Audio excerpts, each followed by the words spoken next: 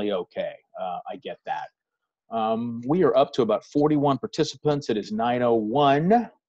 So, Jacques, are you ready? I'm ready. I'm ready. Okay, well, let's get going. Again, let me back out of this real quick because I shared that pretty fast. And just say hello to everybody. Great to be with you this morning. My name's Bill Seitzler. I've been working for Smith Geiger for about 12 years now. Jacques Natz is my colleague who also has a couple of full engagements with a couple of great stations as well. I work for your stations. I've worked for a lot of stations in a research-only capacity, but currently I work in a consulting capacity for Rapid City, for Lansing, and for Omaha. And if I'm not careful, I'll leave somebody out, so I'll stop. No, that's it. Jacques, introduce yourself briefly. Hi there. I work with a number of stations around the country and include KWCH as one of the stations that I work with closely on the consulting side. So hello to everybody across the country there. Terrific, terrific. And Jacques going to keep me, hopefully, going to add a lot to this and keep me up to speed on the chat window as well. So if you have a question, he'll alert me to that, and I'll open up my window to be able to look at it. So let's talk about this, keeping the magic in morning news, right, guys? The mornings are still a very, very vital time period for every television station that we work with for a couple of reasons. One, it's a huge moneymaker. Depending upon the time zone, depending upon the market, it can be anywhere from 35% to 55% of your overall revenue in terms of how they sell it.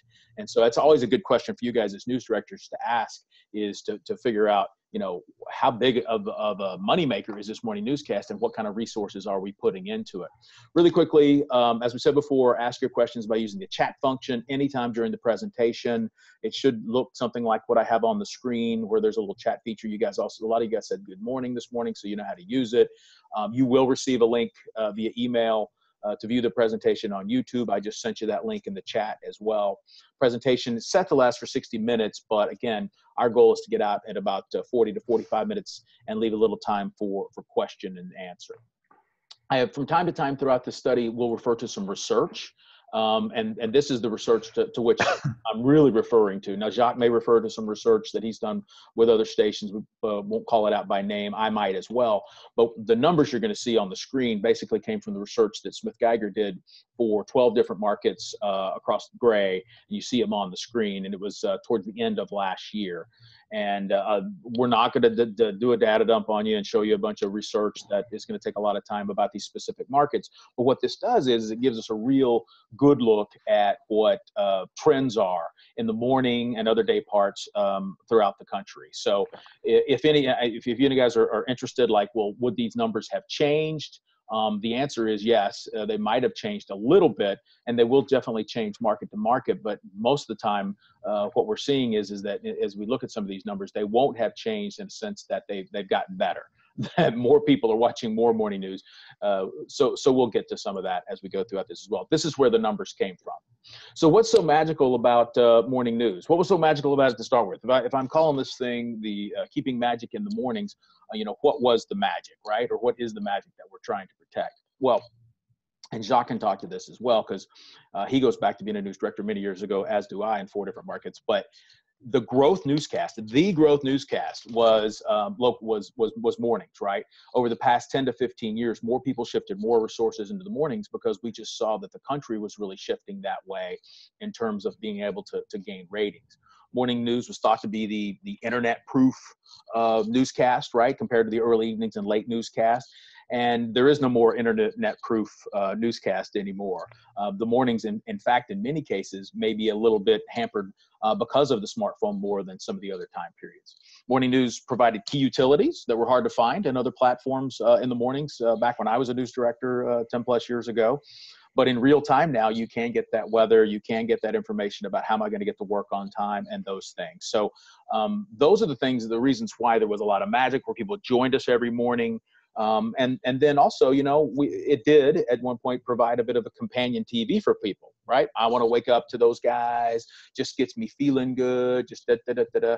And there's a lot less of an appetite for that we see in the research than there ever has been before. We'll talk in specifics about that because you may have some newscasts that are built around personalities and you really want to kind of maintain some of that. And my counsel to you there is it does really depend market by market as to how much that's important. But you'll see, guys, in this study that a great personality, a great weathercaster, a great anchor is not going to overcome a bad content, right? So we'll talk a little bit of that as we go through this as well. So enter the villain, right? This is where I'm supposed to ask you to go in your chat and tell me who that is, right? Does somebody know who that is? This is a bit of a test, okay? Because if you know who that is, you're probably old, or you just went to the amusement park down in where is it at? Down in Florida, in Orlando. That's Snidely Whiplash, right? So the adoption of the smartphone has changed morning news habits dramatically over the past 5 years. The smartphone is a bit of a villain, right? 53% of the viewers, 18 to 34, say, "Of course, that's my first screen. Why are you asking me?" Right? The duration is lower in terms of how long do people watch, and it's dropping. 37 minutes was the average for all those markets that I just showed you. Back when I first started doing deeper dives with morning news research with Smith Geiger, we would see that number as high as 45, 48. I think I had a market that was almost at 60 minutes, quite frankly. It was a smaller market, but we just don't see those types of duration anymore. And depending upon the market, it's the smartphone that's robbed us of about 10 to 16 minutes of people's time in the morning. And of course, when they rob us of time, they're robbing us of ratings, right? This last bullet point talks about how the smartphone has, I think, hurt us a little bit in sampling, okay? Now, I can't prove this through the research, and I'll just say that up front. This is a bit of a world according to Bill Seitzler, but think about how we use our smartphones, okay? Think about how I use this device. If I'm waking up first thing in the morning and I'm going to sources of information, for me, it's Flipboard, it's a bunch of different places. I'm getting news and information on my timetable, right? On my schedule. And so viewers can take that same mentality over when they're watching morning news, right? And so this idea that, well, I'm not getting it on my timetable, I'm not getting the type of information that I came in here to look for, that will cause me to hit that remote control and to watch a station somebody other than my favorite station. So 23% of the average morning audience is watching a station other than their favorite every morning. Okay, that's not like, do you ever do it? It's like 23% of the people that we just talked to in the study on all 12 markets say, sure, I do it. I do it every morning. Now, conventional wisdom would have you think they're starting with their favorite station, right? Why wouldn't you start with your favorite station? But something's causing them to then flip over and watch somebody other than their favorite station. On top of that, you add in 42% of people say, well, sure, I do it at least one day a week or more. So if we're building this great team, if we're building this great product, if we're doing all the image marketing, if we're doing the proof of performance and all these things that we're trying to gain viewers and get their loyalty and their attention, if they flip us off, that's a bad way to say it. If they turn the channel after about 10 minutes or 8 minutes or 2 minutes or whatever it is, what good is all that? So as we said last time in the last session about duration of tune, we really want to get people to be our favorite, we're their favorite, and then hold on to them as much as possible. So that's kind of the big thing that I see. Jacques, do you have anything to add to the way the smartphone has changed morning news in particular? I just think it's real important that there's a strong strategy where the digital folks on your team and the TV folks on your team have to really think at the same level about what the opportunities are to get people from the phone to the TV and from Absolutely. the TV to the phone. It's a simultaneous engagement because people have both screens going at the same time. No, there's no question. Absolutely. And we're going to talk a little bit about that as we go. So there's a villain and there's a hero, right? So here comes our boy Dudley Do-Right. Sorry, that's just fun for me. Research is the help here, guys. It points to the problems, but it also points to the solution. Okay, so we're going to talk about three in particular, and Jacques just mentioned one of those. I want you guys to think about creating the most convenient utility morning platform, being television. Okay, the most convenient. It always has been a convenient box, right? But if we're not careful, the content choices that we make don't make it as convenient for them as being able to go to their phone and go to whatever.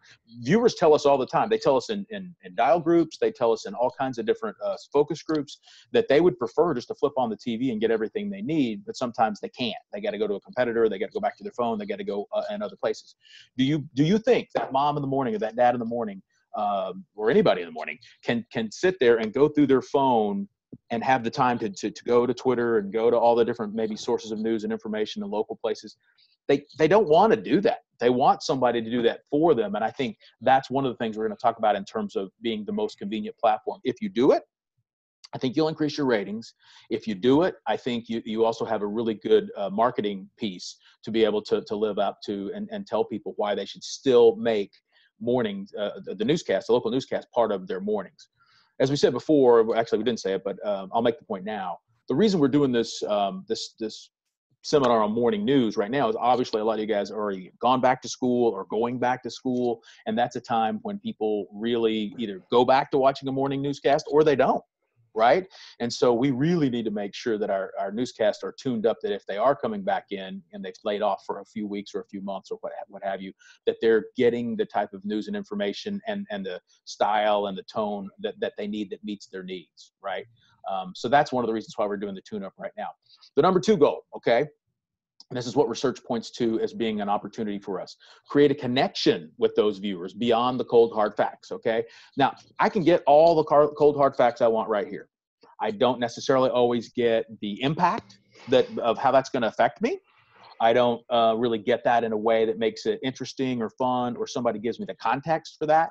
And that's where our talent can really play a huge factor for us, is be able to create that connection. We'll talk in a second about how the connection piece is not more important than the content piece. And then the third thing we'll talk about today is what Jacques just talked about, which is creating and maintaining viewers through social and digital, okay? It's really, as Jacques just said, and I'll let you make the point again, Jacques, it shouldn't be an afterthought. It should be the first thing we think about when we walk into the morning news meeting, right? It's like, okay, great. What are people going to see on this screen that puts them back into the big screen? Yeah, and I think, it all starts with weather. And so when you're making the connection, between, the data that's being provided on your phone, and you're making the connection on social and digital, you take all of these together and you start with, the question, well, what about weather?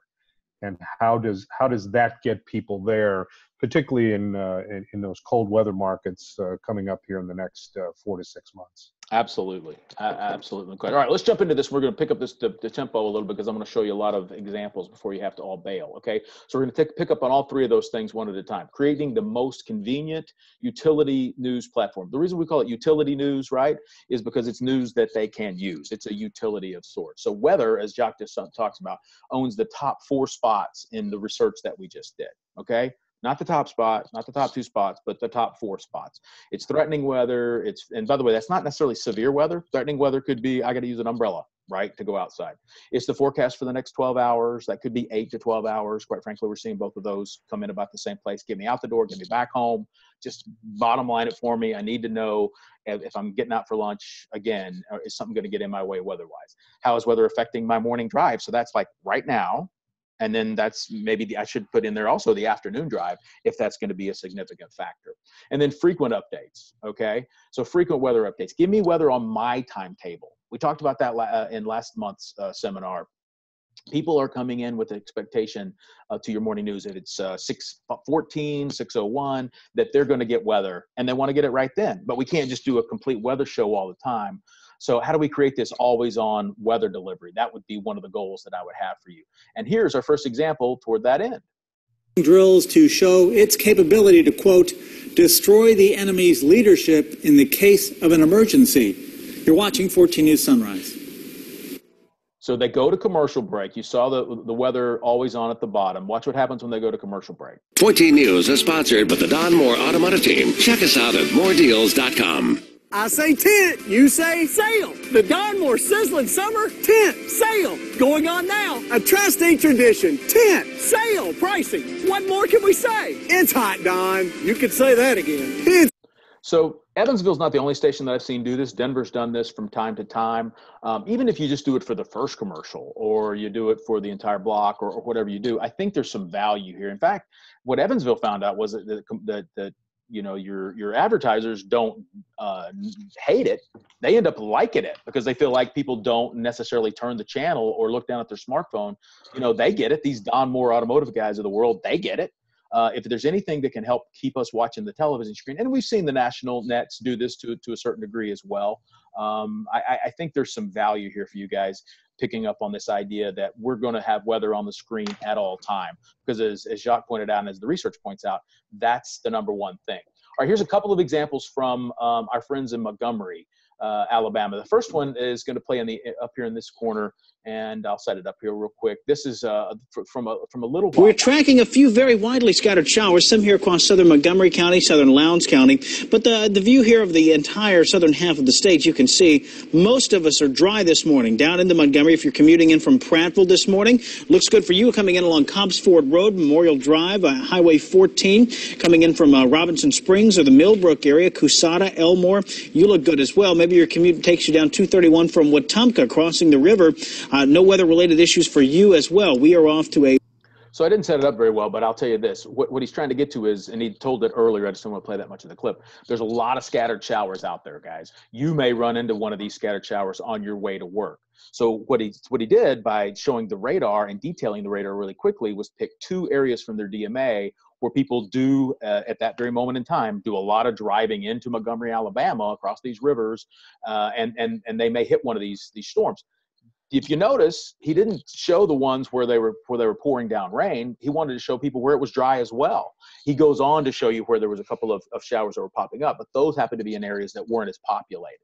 So the point here is, how is the weather affecting my commute, not where is the weather, right? And Jacques, you see that a lot, right? You see the meteorologists pick up on, okay, here's where the weather is 2 hours from here or an hour from here, but I just want to know, am I going to be dry getting to work here in a couple of minutes? And I thought this was a good example of, he didn't want to stay on it long, of just reminding the two of the most valuable parts of the DMA that your drive does look good. You can depend on me. I'm the convenient guy that shows you your drive to work.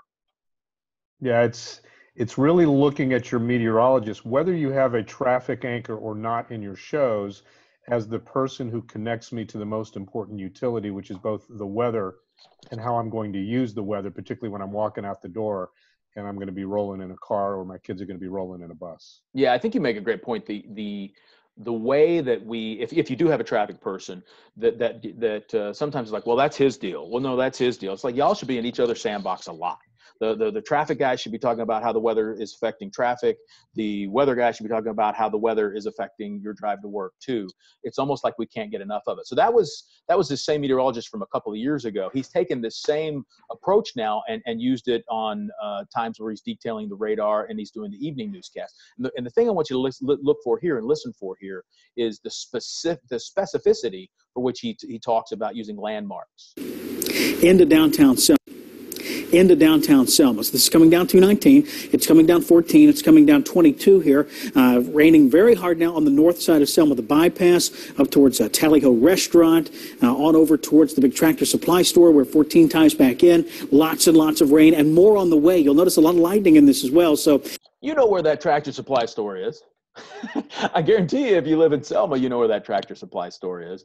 I mean, these are the kinds of things, and we'll talk about connectivity here in a minute as well, but this is what we're talking about. How is the weather affecting my drive into work? Not giving me conditions. If you're giving me conditions, dude, I'm good. I got my phone. I can figure out that I can probably even get relative humidity or these crazy dew points at someplace on here if I want to get that. I don't need the numbers. Sure, we're going to give some numbers, but I need you to tell me a story. And one of the most effective stories is, how is the weather affecting or not affecting my drive to work that day? So let's move on. Here's another one where you can create the most convenient, and in this case, urgent, and we'll talk about urgency in a second, for folks as they're about to get on the road. Now, we've been tracking an accident all morning along the Eastern Shore, an overturned tractor trailer at Longs Lane. 13 News chaser Jason Walsh has the latest on that incident. Now, we've been tracking an accident all morning. Jason Walsh has the latest on that incident. Jason, what's the update? Good morning, Ashley. I'm here on Route 13 near Longs Lane here in Cape Charles on the Eastern Shore, where this truck flipped on its side and onto the median. It happened around 3:10 this morning. Now we're told It is a yogurt truck carrying about 14,000 pounds of yogurt, but none of the yogurt has spilled out onto the road. Now, you can see crews here are working from Hudson's Towing and Recovery. What they're doing is they're filling these bladders with air, compressed air, to lift the trailer up. So once they have the cables and straps hooked up. So pretty cool detail on that. What's more important was before that, they talked about, we've been covering that all day long, and she gave some alternative routes if you have to use this area, which way to go. And now she's got somebody on scene that can actually give her the up-to-the-minute details and show us a picture. In some cases where they went back and forth to this, going into commercial breaks and different things, they didn't even use the reporter, or in this case, he's a photographer/reporter at all. They just needed to be able to see the picture. And so they could say, Jacques, if that's your route to work, they've almost got that thing cleared out, but it's not quite there yet. Again, you want to take that alternate. We're tracking this as we go along. My question for you, because I know a lot of you guys are calling in from smaller markets that say, well, gee, I don't have somebody that could do that. Or maybe you do. Maybe you have people doing this. But to me, I just want you to think about folks. So, like, is there a photographer? Is there an overnight photographer that we could train to be on the phone or using the microphone to be able to detail what we're seeing out there? I've seen stations use their 5 o'clock producer, and then after the 5 o'clock is over, they get in a car and then they go be the news chaser, right? They go give us that firsthand scene of what they can see from the camera that's mounted in the car. It's all safe. Or is it maybe the midday producer? Is it somebody that you're, again, maybe training to be a reporter at some point? But I think there's some opportunities here for us to get more convenient content in front of people quickly, that we don't necessarily then have to burn a live reporter, or in some cases hire a live reporter to be able to go do these things. I think there's some folks that we could look at. So creating the most convenient content is going to mean dealing with breaking news, right? Delivering it in real time, overnight developments. These are the things that come in right below those first 4 in terms of the research of what people have expectations for in the morning. By the way, that's a Harry Potter wizard thing over there. My kid maybe put that in. The latest traffic and road conditions, that's next. Okay, so you got your 4 weather things. You got these that come in, these urgency things. Look ahead at local news happening that day, the latest national, international. And of course, telling the impact of all these things that have urgency will make them a utility for viewers. If you only tell them these things are going on, that's okay. I get that. But it's really saying, okay, big plane crash in Egypt, and they think maybe, the country of Iraq was behind it, or at least that's what the speculation is. We're looking into that. How would that impact me? How would that have some kind of an impact on me? Well, if that's a country that our country is already at odds with, then I can start to put the pieces together.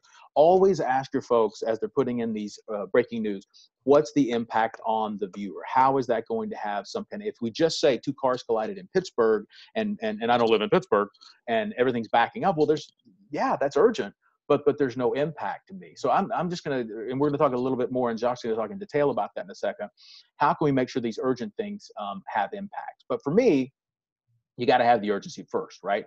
And so it falls into one of 3 buckets for the morning. If you take your morning rundown, if you still can print those things out, and highlight every story, it should be able to be highlighted with a red marker or a yellow marker or a green marker, or whatever you do for the colors for new, now, or next. And if you look up and stories don't fit into one of these buckets, it wasn't overnight news, it wasn't an enterprise story that we just for the first time said new this morning, it wasn't new video that we just got in, it's not a now story, it's not breaking, it's not happening right now, it's not a next story, things aren't about to happen with that story later, or we're telling you about for the first time about a story that's going to be something you really need to know about. It's happened at 4 o'clock this afternoon.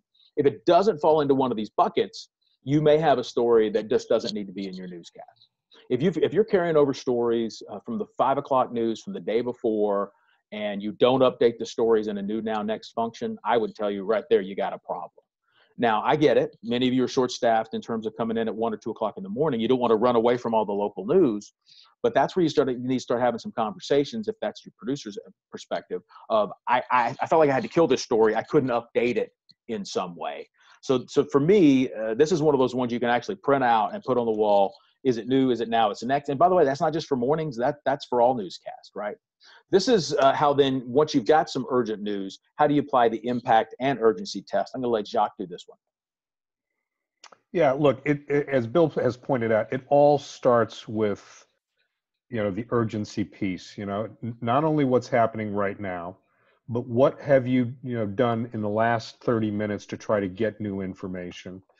And then the commitment that you give to get new information, and even consider starting, having a graphic look to what's going to happen next in the trajectory of a story, and or what you're going to do on mobile to keep that story going, so that as I leave in the morning, I know that you'll update that with some push alerts.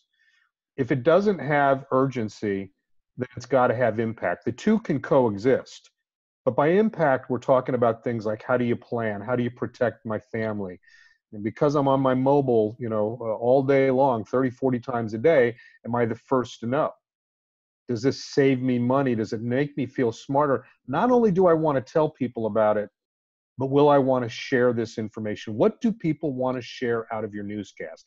They might want to share that radar picture that you've got, right? Is it memorable? And certainly radar can be memorable, or a radar feed can be. And then what they pay you for is this story going to be urgent? Is this story going to have impact, or is it going to be a good combination of the two?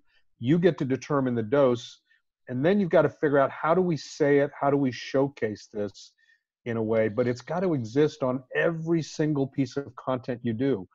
The leads, the scripts, the tosses, even the weather tosses, right? You want to make sure that the weather tosses aren't just talking about what happened yesterday or what's happening now, but what's going to happen next. Obviously it fits into, your Facebook posts and your push alerts too. But, this is as close to a Bible, if you want to use it to help your younger employees, and even the grizzled veterans. It's got to have urgency. If it doesn't have urgency, it's got to have impact. The two can coexist. But if you don't have, one or both of these, then you start to, find a place in the newscast where I want to eject from the newscast. Yeah, I think that last graphic that came up on the screen at the bottom there is maybe one of the most important ones, guys. Do an audit. Do an audit for 3 days in a row of everything that went in a morning newscast, that were teases, that were tosses, that were Facebook posts, as Jock said, weather, teases, headlines, those kind of things. If you're doing sports in the morning, and that's a pretty big if for me, did it pass this test as well? Was there something information-wise that felt urgent, that knew now next? Or were we just looking at last night's highlights that everybody already knew? I mean, put it through that audit, and then come back in and say, you know what, guys, we had a lot of urgent and impactful stuff in our show, but we teased a bunch of other stuff. Like, you won't believe the video of how the dog nursed the duck, or whatever it is, right? It's like, why are we killing ourselves over stuff that, and by the way, they probably have seen the video because they have this thing called YouTube and Facebook. So those things just don't work as well as they used to. What works, what makes it convenient, what makes them want to keep watching, is when we put the urgent and the impactful stuff in the teases and the scripts as well. Oh, I had this in here twice. Yeah, I forgot to take it out. All right, here we go. Here's something we should talk about for a second, about keeping that magic in the morning in terms of the urgency as well. And that is the people that use maybe a live desk or an alert desk. It's 6 o'clock. Breaking news to tell you about right now. Recovery crews working around the clock to find the wreckage of Egypt Air Flight 804, and this morning a big breakthrough. Christine Pay is following every late-breaking detail in this search. Christine, what have crews found so far? That's right, a huge development, a body part, suitcases, and a couple of airplane seats. That is what Egyptian authorities are working with at this hour right now. Greek authorities are also involved in this search. They say these were the items found in the Mediterranean where the search is happening. It's in an area slightly to the south of where the Egypt airplane vanished. So all of those guys just gave you a really urgent approach to the top of one of their hits. I think this happened to be the 6 o'clock. But the live desk can really add a lot of urgency. What do they have for this hit? Not much. They have a map. Right? They don't even have the video back yet. But because they had the anchors touch on part of it, and they tossed it over to a person who is looking for the newest video, the newest interviews, the information from websites, look what I just found, basically should be the approach. Then you're able to come in with just a different voice that says, wow, we just found something. I know, Jacques, you work with a lot of clients that have alert desks or live desks as well. I don't think it should take the place of a live reporter in the field, because they just have their own place. But in many cases, I think these live desks have really taken what was a little and we told a lot, and it just feels like there's more urgency to the show. What I wanted from this one that I didn't get, and I didn't let it play out, is more of an impact. Like, okay, why do I care that a plane crashed in Egypt? I need a little bit more of that. But what are some of the do's and don'ts you see on these live desks? Well, look, some stations have a specific person devoted to it to sort of inject that Energizer bunny feel into the newscast. Others have chosen not to devote a human being to it, and they will still have the center there, and one of the anchors will spend a more considerable piece of his or her time there, because oftentimes in a pairing of two anchors, one tends to be a little bit more urgent than the other. So, you all can decide, are both my anchors equally urgent, but I just have a place that they go to surface things that come from, the internet or wherever, or will I actually devote somebody to it? But either way, it's intended, to inject that sense of urgency in a different way, so you get them off that desk and make it feel like I think the really good ones also are able to do a touch screen and say, look what I just found. Let me put this up in here. Let me drop that down. Many of you guys may be using this. Some of you guys may be using this already. I know Omaha has been doing it for a while, and puts their live desk person in the newsroom, and they're able to actually bring in different things like a website and different things that they've done at that time. So I'm going to put up a link to one of my YouTube what do I have? I have a YouTube playlist that has a whole bunch of different examples of using a live desk, and you'll be able to look at that as well. I'm going to give this back to Jacques, because one of the things that we will also want to do, and this is kind of creating the connection, but actually I should have probably changed that and will for the next one. It's still content driven. What are we doing with our morning reporters as it relates to this content, and how are we utilizing those? And for those of you that have morning reporters, that can be a real, I think, I don't know, conundrum, right? It's like, do we want to put them on the big story from yesterday? Okay, but how do we make that fresh? Or do we want to put them on more utility news for today? Jacques, you've got an example here from one of the great stations you work with. Yeah, KWCH in Wichita, and it's, look, this is the constant struggle about, do you send them on the breaker? Do you put them on the story that, you already had pre-planned? I want to talk a little bit too about using reporters and why you would use them in a studio. Let's first play the example in the upper right there. Well, here's a look at the portion of Kellogg that's already down. Oh, I'm so sorry. To 2 lanes. You can see those red lines there. That's the section we're talking about. This is for eastbound traffic only, all the way from Dugan to West Street. Now, this has already started. This closure started at 1 a.m. and this will continue all the way through October. All right. So the station struggled a little bit on this one, but they had some technology problems that morning. And so they chose to still put the new information in there because it was high utility and do it from a studio. But they're of the same feeling that most are, which is, if you've got a morning reporter, why would you put them in a studio unless you were technology challenged, which they were in this case? The following day, they had the same story, and look at how much more effective it was by making sure that they're in the field where it injects a greater sense of urgency. Yeah, KDOT crews got here right on time this morning, right at 6 o'clock to close this ramp. This is the westbound Kellogg ramp onto northbound 235. Crews just down the road a few minutes ago were putting up cones, and as you can see behind me, those trucks are blocking this ramp now. So it is now officially closed and will be that way. So obviously the play-by-play in real time is more effective than the map. In a perfect world, you'd have both elements, but you got to just ask, put your reporters on breaking news, break them from whatever it is that you had planned if you've got it.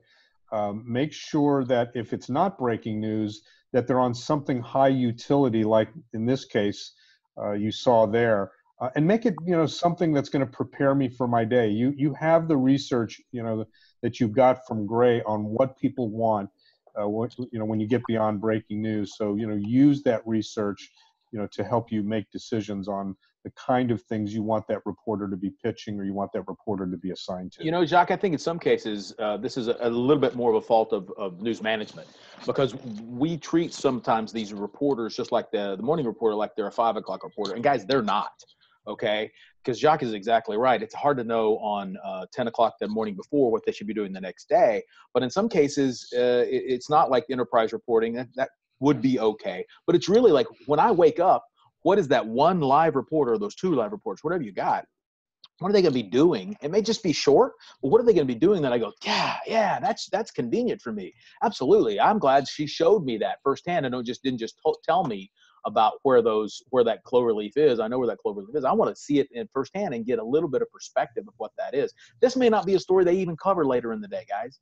That may not be a story that she does a package on. It may not be that important, but at that moment in time, it's pretty doggone important to be able to do that sort of thing. So I think those are great examples. Well, here's a look here real quick. So a couple of the tricks up your sleeve that you should have for making things convenient in the morning, okay? Write for the ear, okay? We're going to get into a writing session later on that hopefully you can have your morning or any of your producers pay attention to that will do. But writing for the ear is super important. They're not looking at the screen. They're not looking at the screen on any day part, okay? We know that. It used to always just be the morning. But I would ask my producers routinely, like, what did you write? What were 3 stories you wrote today that were written for the year? And if they look at you with their eyes wide open, then you go, okay, great. You have tomorrow. You have the next day. My rule of thumb, and I don't know what you do, Shock, but is at least once a segment, you got to make me look up. And it's not always video. It might be looking up to see the anchor. It might be something that makes me engage more because I say, you're not going to believe this. Hey, guys, give me your attention for a second. Anything that makes them look up and pay attention to the anchor, we've got to write for the ear, not just writing facts and information. You've got to make them look at the screen once per segment. Saying yes, saying the time and temperature still matters. Okay, that is super convenient. I need you to do that for me. I've yet to see a newscast or a review that I was doing for somebody where I said, you know what, guys, okay, you're doing the time and temperature too much. It's really getting in the way of what we're doing. That just doesn't happen. And then you got to sell that utility news and the headlines and the teases. We talked a little bit about that. A convenient newscast means less time going back to my smartphone out of the necessity or boredom. It means less time switching to another station because I'm not getting the content I need or seeing repeats. So we talked about that length of tune. Really, the goal should be no repetition, pure repetition inside 60 minutes. Okay, and that's weather included. Are we going to include some of that same information in that 60 minutes? Yeah, of course we are. Things don't change that much, but you've got to update those big stories with new information, different graphics, especially when it comes to weather, video. How are we going to update this story without running away from it where people don't feel like, okay, they keep telling me the same things. You know what happens. And we condition, guys like Jacques and myself conditioned them for this. They think they're my favorite station, but if I see one repeated story, guess what? I'm going to see another one and another one. And they do this wheel. And once they start doing their wheel, I don't hate them. I just go to the other guys because I know I'm going to start seeing a lot of other stuff. So that would be another thing that would make you more convenient for them is to extend the window for you to be able to not see repeated information. Here's an example, and I'm going to skip through this one pretty quickly, of the same weather hit from the same weather caster, same meteorologist on the same day, saying somewhat of the same story, but with a lot of different ways to do it. Maybe. Oops, I skipped right past it. All right, let's see if I can play it one more time. Huh. Well, that clip is giving us a little problem. So we'll have to do that for you in a minute. What I can tell you is giving the right now temperature, showing it to me on a wider map, showing it to me on a tighter map, showing it to me in many different ways is still important, but he does a great job of not showing it to me the exact same way every time. And that's another audit I think you really ought to have with your weather folks is, I get it, the temperatures don't change that much. The forecast is probably not going to change that much, but we've got to change the graphics, otherwise we're killing folks. So real quick, while we're still talking about convenience, what about those news tickers? But it'd be good if there was, I don't know, I find a lack of like tickers and lack of information on the screen kind of frustrating sometimes. It seems like there could be more on there. Okay. How does the rest of you feel about what Brian said, those tickers on the screen? What do you think about Only those? when you can't see the time and the weather, the temperature. Because when they run the school closings, it goes right over it. You're like, so. That's what I really like about Tim, because normally I'll lay in the bed until about 6:30, but I like to look up every now and then, even if I doze off, to see the time. And I know normally on 13 they have that ticker thing, and you really can't see the time or the weather. But I like to wake up and see that time. So having and that weather. time and temperature bug up, not blocking it. It's like you have it on. I like it. Okay. How about that ticker? What Brian suggested. He likes seeing the ticker on the screen. How about the rest of you? What do you think of the ticker? If it's not a snow closing, I don't want to see it. It's distracting. It is. Okay. But I like seeing it. They want utility information on that ticker, guys. If your newscast is a lot like the ones I see around the country, which are putting up international information because it's on the AP, or they're just putting up whatever they can, yes, it may even be updated, but it's just scrolling information that they don't care about, you're conditioning them to say the tickers don't matter. If you put weather up there, if you put utility content up there, guess what? Everybody's happy. The bald guy up front's happy. This lady who lays in bed till 6:30 is happy. Everybody's happy. But just doing a ticker and saying we're giving them more information, I don't know about you, Jacques, but I don't think this focus group is unlike any that you might hear in the country. It's utility on the ticker. It's utility in the product. It's utility in the weather graphics. It's the driving force for your entire morning profile. Absolutely. Okay. So let's move on to the connection thing, right, guys? So the content is absolutely still king, but the communicators are still important. We want to create that connection. So content plus connection to viewers is a touchdown. All right, it's football season. I'm excited. I'm ready to go. The first part of the equation is not equal to the second. The first part of the equation is content. The second part of the equation is connection. Those aren't equal parts. If your producer thinks those are equal parts, or you think they're equal parts, or the talent certainly doesn't think they're equal parts, they probably think the connection, their ability to talk is more important. They're not. The content is much more important than the second. So here's the same research we were talking about.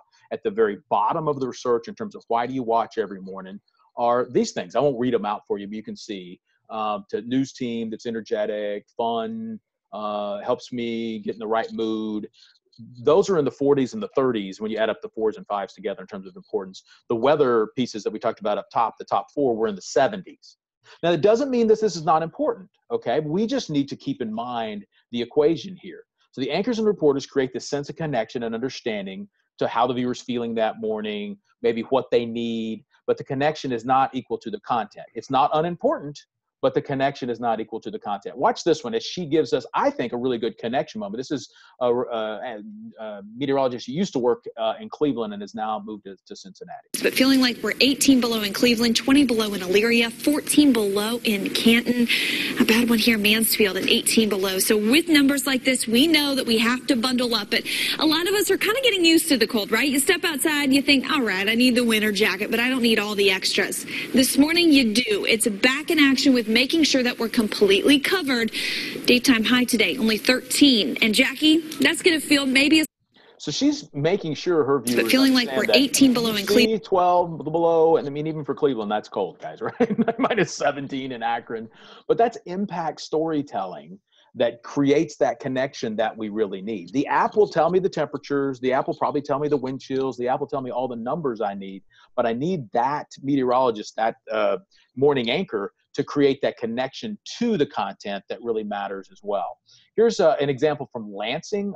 What you're going to see here, your station in Lansing, is we want people to say hello. We want people to be friendly and warm and inviting, but we also want to make sure that we do that at the right time. Happening today, protests in Portland, Oregon turned ugly. Now the police under fire for how they responded. Plus, a special meeting today to fill the seat of a local city councilman charged with assaulting his girlfriend.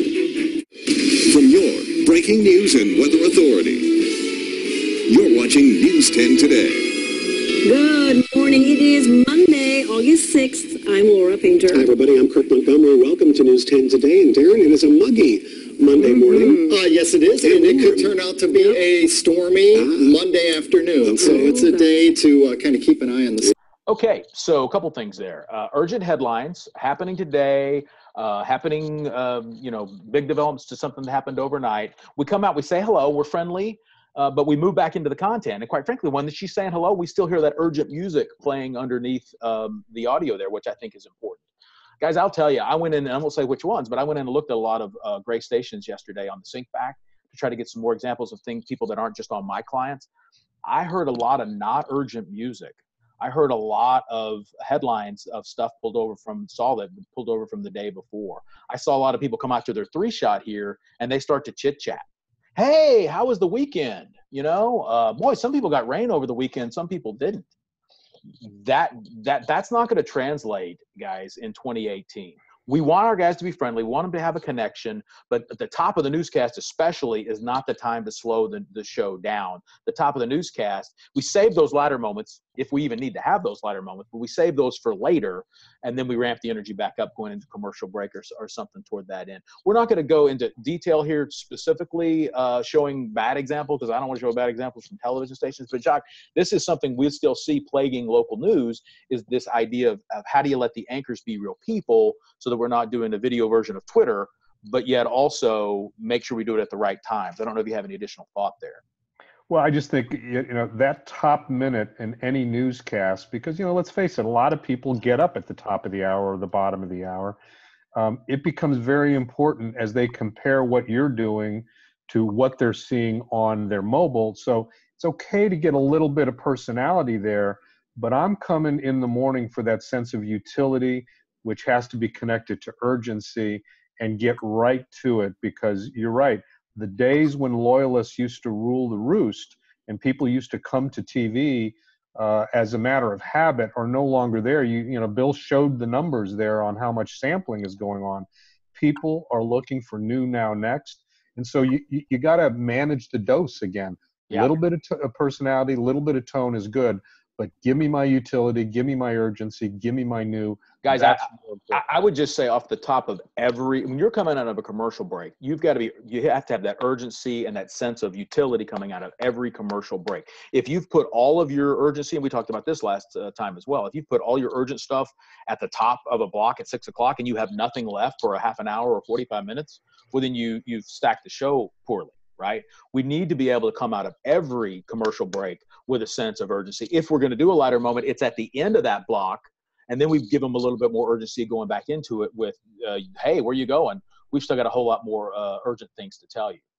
So the last thing we want to talk about, we've got about 5 minutes here yet to do it, is about creating and maintaining viewers with social and digital. So the smartphone has hurt us in terms of a lot of different ways, but this is the way that it kind of helps us as well. If they're waking up to that third screen, or whatever screen, first screen, I should say, right? They can get an alert on their phone if they've followed you right. They can see a social post that might actually get them to turn on the television. So no pure teases, that's number one. No coming up next, today on Sunrise, how hot will it get? We'll tell you, right? Dude, I can get that in my hand right now. Why are you teasing me on social? Why are you teasing me on alert? It just doesn't work. The content must stand on its own and give a sense of a call to action for the viewers to take some action. Either go to a website for more, hopefully come to our newscast for more, posting stories unrelated on Facebook to your morning newscast. To me, they can wait. Right? It's okay if you're doing several from 4 o'clock a.m. through maybe 7 o'clock a.m. But to me, I would want to be posting stories in Facebook that have a direct tie back to something that if they turn on the newscast, they might actually see more of that. That's something that we're actually covering, whether it's utility or even just an enterprise type story. So again, think about your Facebook post with that new now next urgency and that why do I need to know impact. Just remember this, guys. If potential, and they're not viewers yet because they're just looking at their smartphone. If potential viewers look at their smartphone and don't see a reason to turn on, they won't. Okay? They won't right then. They might later, but they won't right then. That 18 to 34 demo especially is telling us that. It's like, it gives me a morning where I just can check out because I feel like I've got everything I need to get from my phone. Jacques, you spend a lot of time talking with stations about social and digital. This is one of his areas of passion. So I'll let you do the slide. Yeah, look, I think it boils down to this, right? TV is becoming, in the morning and in all day parts, is becoming less habit and more situational. And to Bill's point, if you're not on my lock screen in the morning with something that you're enthused about information-wise, then I just may not get there anymore, as my habits, change. I work closely with the folks at KWCH, and here's just an example, those two samples on the left where, get my attention in that push alert topically off the top, right? Don't put, next on KWCH because it's already visible on my phone, and get right to the point, right? Heavy rain for some, heat relief for everyone. Mark pinpoints how much rain you can expect where you live. So there's a sense of urgency, but there's also that sense of impact and what exactly I can expect. and they're smart because, you know, they're also using, using a thumbnail, which our research has shown is, you know, you got a better shot at getting people to do what you want to do if you can get their attention with a thumbnail. And there's a dovetail with what they're doing on Facebook. This isn't just a singular, what am I doing on my app? Because the biggest app in your market is Facebook. So you've got to have both, both elements coming at me, because you don't know which one I'm looking at, and letting me know that you've got something you're proud about information-wise. Yep. Often with a weather bent, particularly in climates like Kansas, to get me to the set, particularly in the morning. Jacques, I know you got to go and get ready for another session here in a couple of seconds, but thank you for your participation. And we are going to do a whole nother segment, guys, or a whole nother deep dive on social pushes, Recruit to View, and what you should be doing with your app pushes and things like that. And Jacques will certainly be a part of that because he brings a great expertise. So thank you, Jacques. If you need to go, feel free to do that at any time. I really like these examples. Anytime there's rain on the radar or potential rain on the radar, guys, you have what you need to get them to turn on the television. The example on the right is from my station in Cincinnati. It's a little overplayed in terms of, it's a lot of information on there, but some of that can actually be to our favor, because look at the word they use up here. Ashley Smith explains our current snow models. The digital properties can do a great job of showing the numbers, but the digital properties don't always do a good job of explaining what it is that people need to know. Last example here, and we're going to take some more questions and get out of here. This was not from the morning, but I really wanted to kind of make this point with you guys, and hopefully you can with your teams as well, in terms of what they put in social space can help get people to turn on the TV or not. So this is when poor old Bozo the Clown died, right? And you can see the station in New Orleans says, hey, the RIP, the TV actor known as Bozo, has died at 89. There's a link. I guess you could click in and get more information. Here's one from Grand Rapids. They're just listing the guy's name that nobody knows who that is, but you do see TV personality, okay? And then here's the station from Boston. They're making it a little bit more personal. And they're saying tonight we say farewell. It could have been better to say we're putting a story together for our newscast. Here's a little example, or here's a clip from it, or that kind of stuff. But at least they're letting me know that that's not, these two feel like that's it. This is all you get. You get information, he died. If you want more information, click here. These guys feel like it's a work in progress, and you could come see more of that in a newscast. So my point is, don't be a bozo. Provide viewers a Recruit to View line. Right? Give them the information they need. The post has to stand alone well by itself and not a tease, but let them know this is something that they can and should be coming to a television newscast for as well, and they will. All right. I don't see any questions in my chat. I'll give you a couple of minutes there if you want to ask some. I see we've grown all the way to 53 participants in this session, so thank you for everybody who tuned in this morning. If anybody has a question, hit your chat button and ask it now, or forever hold your peace, I guess is the way we would say that. A couple of quick reminders. We just put out some new information on the smithgeiger.com website, which is open to everybody, whether you're a Smith Geiger client or not. Just look for our blogs section. One of the key stories this week is about back to school, which means back to the mornings, back to web, back to a lot of different things. You can look for that as well. And then that'll be it. We're going to do this session again at 1 o'clock Eastern time. So if you came in halfway through on this, or if you have somebody that's supposed to be on it. Wait a minute. We have a couple questions here. They just came in. Terrific. Thanks, guys. Let me get to those real quick. If you have to drop out, I understand. I want to be a good use of your time on that as well. From Christian Heilman, hope I'm saying your name right. How should we treat weekend morning newscasts differently than weekday morning newscasts? I think a couple of things there. One, they are very different. People aren't waking up, hustle, bustle, got to get out the door. So we know just from a intuitive standpoint that they can feel different. So it's going to be potentially a little bit more like companion TV, that people are in a different mood. They're still tuning in to get the weather. They're still tuning in to get utility information. But some of that, what you can do this weekend or what's about to happen, is more important than it would be, whether those are the festivals or the fairs or those kind of things. Breaking news still matters if something has happened overnight and we're able to get that information and show that. It's just not as much of a need for that constant urgency that you might have. But that's a good question. Bob Walters asked, what do you think about Insta News? I'm not sure I know what that means, Insta News. Josh Birch asked, thoughts on live streaming the morning show on Facebook. All right. So that's a hot button. Boy, I don't even know if we can get to that in the time we have left. But Facebook is not something in our lifetime, well, I should say lifetime, that you're probably ever going to get paid for, right? People have gone into the share with Facebook where they can sell ads and we can go and do X, Y, Z. Just remember this: Facebook is a way to get them into your show. It's still a pretty good vehicle for finding people and getting them into your show. So I don't know that I would do it for the entire 2 hours. I wouldn't miss my opportunity to do a Facebook Live that feels different than what they're seeing on television. So if you're just putting your television screen into a Facebook Live, I don't know that I'd do that really at all. Would I do my anchors on the set and talking in between times? Sure. And we have a lot of examples where that really works, especially if there's like problems that morning with the weather, and in the commercial break, they can actually hit that Facebook Live and hear you talking about, we're getting pictures in now from a behind the scenes kind of feel that people really like.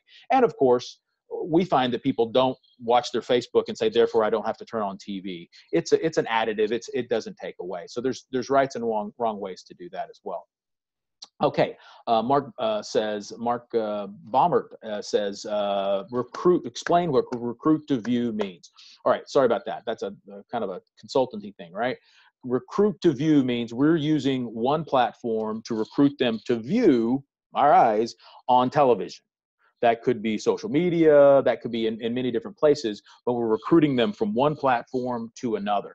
Again, we want to do that in a tease culture because teases don't work. Coming up today at 6 o'clock, that's not why I followed you on your Facebook page.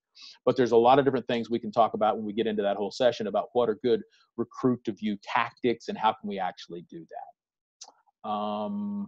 Should newscast graphics of the overall presentation in 2018 be built to look more app-like? You know, that's interesting. I like that thought compo. That's come from Jeff Smith. I think that we need to be platform friendly. We shouldn't be platform agnostic. There's certain ones of those graphics we can pull directly over from social or digital and put them on television that do look good. And it shows people that by doing that digital integration that we're not your dad's 38 Buick, right? That, wow, this is cool. I didn't know they did this. They're keeping up with all the digital properties that I want to keep up with, and they're putting it here on television for me. So it looks absolutely like it's very handy for me to have this in a television form. I think that would be a good use of that. I think if you get too far with it and it becomes like everything has to look the exact same, I wouldn't go quite that far. How should morning political coverage differ from evening? Oh, goodness gracious, Kyle. Here's the deal with that. We do know that mornings are the time that people don't want to wake up to the he said, she said politics, okay? So if it's Trump, if it's anybody else, it's just like, enough. Please don't wake me up every morning with more garbage. Now, if Trump tweets something overnight that's become news because we're about to go to war with North Korea or we're about to go do whatever, then yeah, I think that's news and you got to cover it. But if it's just more of the drumbeat of he said this and she said that, and it's that kind of, or Congress is claiming this, you got to really lower your dosage for that. We know that from research that people are not going to want to do that. Oh, Bob's talking about Instagram TV. Okay, cool. I got you now. Videos from which show. Here's the deal with Instagram for me right now, Bob, and I'm happy to have that conversation offline with you. We've not had a client yet, and we've got some really big clients in some really big markets that have big Instagram followings, seen that it is as much engagement there from Instagram, and even though they're owned by Facebook, as there is with Facebook. I'm not saying don't do it. I'm saying that right now your primary focus has still got to be with Facebook, and we should be looking for a younger demographic in the Instagram market. But it's not as easy to recruit to view from Instagram as it is from Facebook. A couple of more questions, and I'll get out of here. How often should we check in with the live reporters? Well, how often? And that's from Nick. How often can we update the story? How often do we need to update the story? How much urgency is there to the story? If there's a story that is, breaking and unfolding and developing and there's a standoff, I need to hear from that reporter once every segment at least, and maybe going in and out of every commercial break where he's telling me a little bit and promising to have more. But if it's a pre-planned live shot that there's barely much urgency to anyway, then I would tell you that they at maximum can come on maybe once or twice an hour. And each one of those hits needs to look and sound very different. Be very careful with those live interviews. You know what happens on those guys. They get boring and dull pretty quick. So if one of your versions is the reporter only and being urgent and telling me stuff, and the other one is we're going to bring a live interview in and he's going to slow it all, she's going to slow it all down and really not add to the value of it, but it'll look different, you got to be careful with that also. Man, we did that right at an hour. Holy mackerel. That's about 15 minutes longer than I thought, but those are all great questions. So I'm going to be sitting by my phone. You have my number. If you need to call me about something specific that you couldn't ask here in a chat, feel free to do so. Let me share one poll real quick. If those of you, if you got to go, go. But let me share this poll real quick. I'm going to launch it because I told Nick Matese that I would. Nobody's going to know your vote on this, okay, guys? But having participated in this training, what is the single biggest concern? You can't choose two. What's the single biggest concern you have with your morning news? Okay, it is anonymous. Is it not enough weather right now when they turn on the television? Is it not enough New Now Next material? Is it anchor chat versus content? Is it getting off to a hot start? Somebody's voted and they said repetition, which absolutely can be a lot of trouble. Let's get some votes in on that. I'll share those votes with you guys later when I put out the email about you know, where to be able to see all of this, or have your folks that weren't able to attend today be able to see this on YouTube, and we'll share that then. So thanks for now. Thanks for all your questions. We appreciate our partnership with Gray. It's a growing and budding partnership, and we really appreciate it, just like you are a growing news organization or television organization. So the great news for you guys, and nothing but blue skies in front of you guys, and we appreciate being part of it. So thanks for your time. Continue to vote, and we'll be back here at 1 o'clock Eastern time. Thanks, guys.